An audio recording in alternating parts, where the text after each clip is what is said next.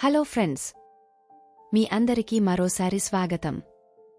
స్నేహితులారా, మీరు మీ జీవితంలో ఏదైనా కొత్త విషయం నేర్చుకోవాలనుకుంటే తప్పకుండా ఛానల్ని సబ్స్క్రైబ్ చేసుకోండి. స్నేహితులారా, చాలా మంది తెలిసి లేదా తెలియక తుడుచుకునేటప్పుడు కొన్ని తప్పులు చేస్తారు. దానివల్ల ఇంట్లో పేదరికం ఆక్రమిస్తుంది.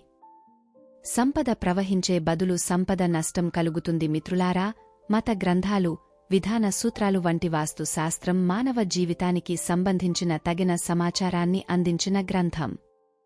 ఇందులో దిక్కులు వగైరా మాత్రమే వర్ణిస్తాయనే నమ్మకం చాలా మందికి ఉంటుంది. కాదు, ఇంట్లోని ప్రతి చిన్న పెద్ద విషయాలన్నీ ఇందులో వివరించబడ్డాయి. ఇంటిని వాస్తు దోషాలు లేకుండా ఉంచేందుకు వాస్తు నియమాలను వివరించడం జరిగింది.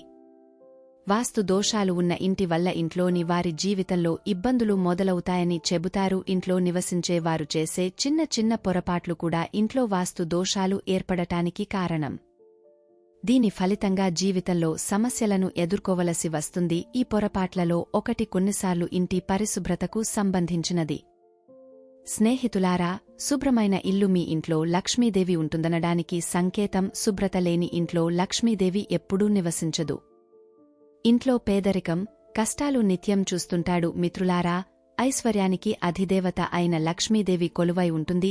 ఈ ఇంట్లో పరిశుభ్రతతో పాటు తుడుచుకునేటప్పుడు కొన్ని విషయాలను దృష్టిలో ఉంచుకుంటారు. చాలా మంది తెలిసో తెలియకో ఇలాంటి తప్పులు చేస్తుంటారు.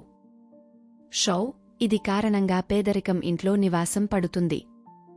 డబ్బు రావడమే కాకుండా డబ్బు పోగొట్టుకోవడం మొదలవుతుంది. ఇంట్లోకి డబ్బులు రావాలంటే ఏం చేయాలి? ఎప్పుడు తుడుచుకోకూడదు మరియు ఏ స్త్రీల ఇంటిలో తుడుచుకోవడం విపత్తును తెస్తుంది? వాటి గురించి తెలుసుకుందాం. అయితే మిత్రులారా, అంతకు ముందు వీడియోని లైక్ చేయండి, మీ స్నేహితులతో షేర్ చేయండి మరియు మీరు ఇంకా ఛానల్ని సబ్స్క్రైబ్ చేయకపోతే ఛానల్ని సబ్స్క్రైబ్ చేయండి మరియు బెల్ ఐకాన్ నొక్కండి. మిత్రులారా, ఇది ఇంటిని క్రమం తప్పకుండా శుభ్రపరచడం వల్ల ఇంట్లో ఆనందం మరియు శ్రేయస్సు లభిస్తుందని నమ్ముతారు. కానీ వాస్తు ప్రకారం మీ ఇంటిని మధ్యాహ్నం 12 గంటలలోపు చేయాలి. ఆ తర్వాత శుభ్రం చేయడం మంచిది కాదు. ఉదయం తుడుచుకోవడం వల్ల ఇంట్లో సంపద పెరుగుతుంది మరియు జీవితంలో ఆనందం వస్తుంది. సూర్యోదయం తర్వాత మరియు సూర్యాస్తమయం ముందు ఇంటిని ఊడ్చడం ఎల్లప్పుడూ చేయాలని వాస్తుజ్ఞం నమ్ముతారు. ఇది ఇంట్లోకి సానుకూల శక్తిని తెస్తుంది. మీరు రాత్రి శుభ్రం చేస్తే ఇంట్లో ఉన్న ప్రతికూల శక్తులు తొలగించబడవు. కాబట్టి మీరు ఇంట్లో ఆనందం మరియు శ్రేయస్సు ఉండాలని మరియు లక్ష్మీదేవి మిమ్మల్ని ప్రసన్నం చేసుకోవాలని కోరుకుంటే మీరు ఉదయం సూర్యోదయం తర్వాత మాత్రమే ఇంటిని తుడుచుకోవాలి. మిత్రులారా, ప్రతి 2 లేదా 3 రోజులకు ఉప్పునీటితో తుడుచుకోవడం వల్ల ప్రతికూలత తొలగిపోతుంది. అది జరుగుతుంది. ఇంట్లో సానుకూలత ఉంటుంది. అయితే మంగళవారం, గురువారం మరియు ఆదివారం ఇలా అనిపించకూడదని గుర్తుంచుకోండి. మరియు మీరు సముద్రపు ఉప్పును ఉపయోగిస్తే మంచిది. నీళ్లలో ఉప్పు వేసి తుడుచుకున్నప్పుడల్లా బయటివాళ్లు ఎవరూ చూడకూడదు. ఉద్యోగ సహాయంతో క్లీనింగ్ చేసినా నీళ్లలో ఉప్పు వేయడం గురించి చెప్పకండి. నీళ్లలో ఉప్పు కలపకూడదు. పగటిపూట అతని ముందు, లేకపోతే ఈ పరిహారం ఎటువంటి ప్రయోజనం ఉండదు. మీరు ఉప్పుతో తుడుచుకున్నప్పుడల్లా ఇంట్లో నీటిని విసిరేయకండి. బయటికి వెళ్లి కాలువలో పోయండి. తద్వారా ప్రతికూలత మురికి నీటితో ప్రవహిస్తుంది. లేకపోతే ప్రతికూల శక్తి మీ ఇంట్లో ఉంటుంది.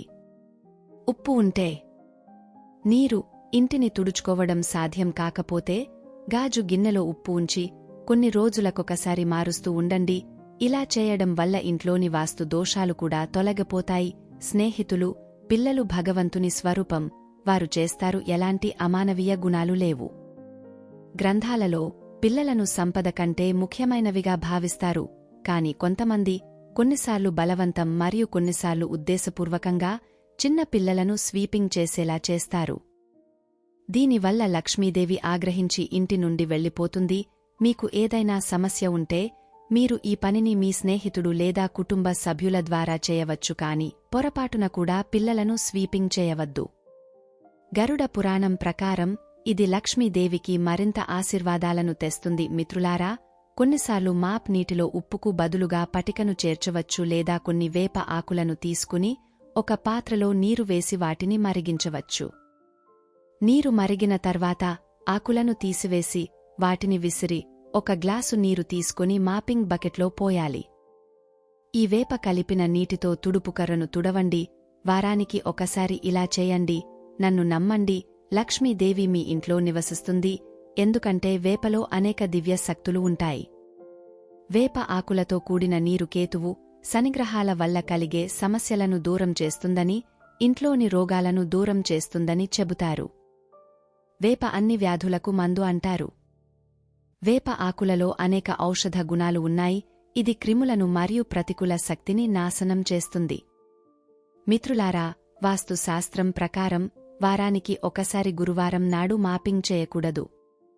వాస్తు ప్రకారం ఇంటి ఈశాన్య మూలను పాలించే గ్రహం బృహస్పతి.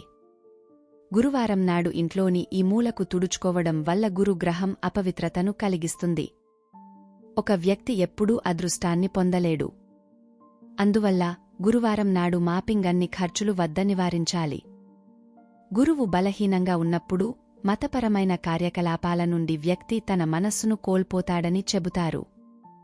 ఇంట్లో వరి కొరత ఏర్పడుతుంది, పేదరికం ఏర్పడుతుంది, పిల్లలు అరెస్టు చేయబడతారు మరియు మరోవైపు మధుమేహం లేదా జీర్ణక్రియకు సంబంధించిన వ్యాధులు సంభవించవచ్చు. మిత్రులారా, అలాంటి స్త్రీలు ఇల్లు ఊడ్చకూడదు, చీపురు ముట్టకూడదు. ఇది అశుభం. అన్నింటిలో మొదటిది, గర్భిణీ స్త్రీలు చీపుళ్లు తాకకూడదు, ఇల్లు ఊడ్చకూడదు. ఇది పుట్టబోయే బిడ్డకు బాధ కలిగించడమే కాకుండా స్త్రీని కూడా పాపంగా పరిగణిస్తుంది.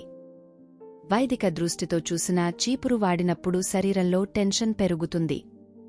కొన్నిసార్లు కెమికల్స్ కలిపిన నీళ్లతో తుడుచుకుంటే పొరపాటున ఇంకేదైనా పొట్టలోకి చేరితే అది బిడ్డ ఆరోగ్యానికి హాని కలిగిస్తుంది. అలాంటి సమయంలో స్త్రీ తుడుచుకోకూడదు.